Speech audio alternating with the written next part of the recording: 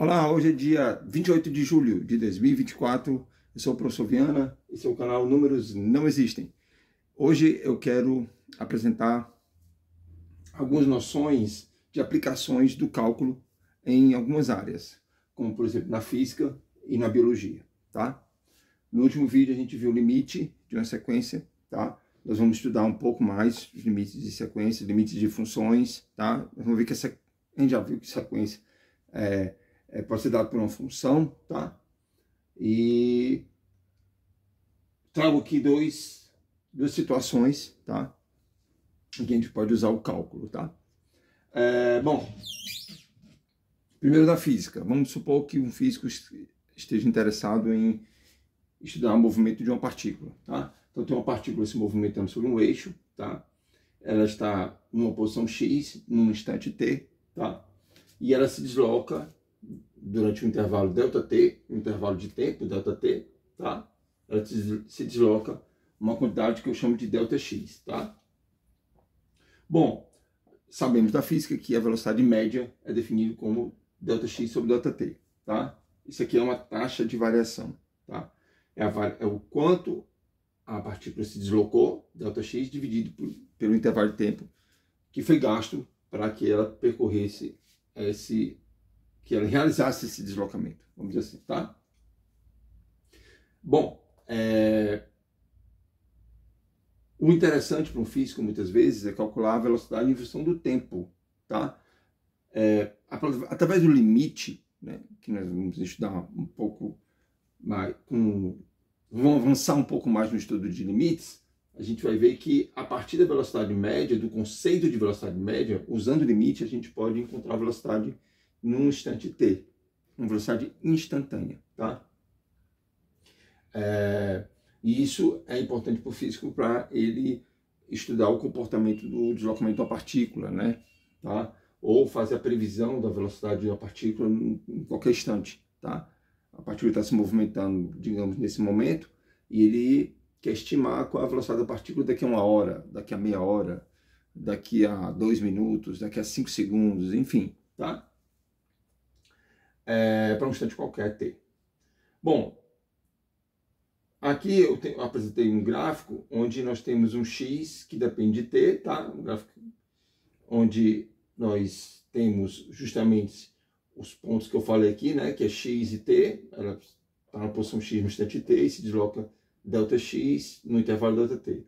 Então ela se desloca do ponto x até um ponto x mais ΔX, gastando um tempo ΔT, tá?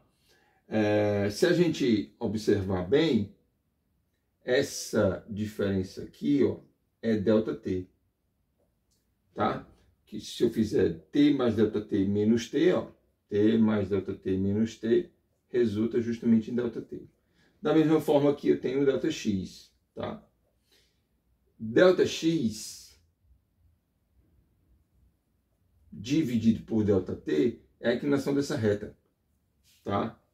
É a tangente desse ângulo, a inclinação dessa reta, que coincide justamente com a velocidade média, tá? Então essa inclinação, tá? A inclinação dessa reta nos dá a velocidade média da partícula, tá? Nesse intervalo de tempo ΔT, ok?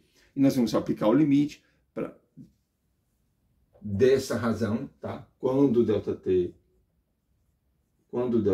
tende a zero, e aí nós vamos ter a velocidade instantânea. Nós vamos ver como é que a gente faz isso, como é que a gente calcula como é que a gente encontra essa função de velocidade em função do tempo a partir desse conceito do limite, né, e do conceito de velocidade média, ok? Bom, uma outra situação é na biologia, tá? Digamos que eu tenho aqui uma célula, tá? Eu estou aproximando para uma figura, a forma da célula é circular, tá? Digamos que é uma aproximação bem simplista, tá? Essa célula tem tem um formato circular de raio R, tá? Um círculo de raio R, tá? Isso, vamos supor que essa célula cresça, tá? Então ela vai ter um crescimento ΔR, que é a variação do raio, né? Tá? Esse crescimento está associado justamente ao aumento do raio. Sabemos que a área de um círculo é πr ao quadrado, tá? E isso é uma área inicial, tá? Com esse tracejado aqui em preto, tá? E ela se expande para um círculo de circunferência vermelha que eu fiz aqui, tá? Bom, então aí temos uma área inicial, πr quadrado, e temos uma área final. O que seria a área final? É π vezes o raio. O raio final é R mais ΔR, tá? Ela vai ter um crescimento aqui ΔR, tá? Então o raio passa a ser R mais ΔR, tá?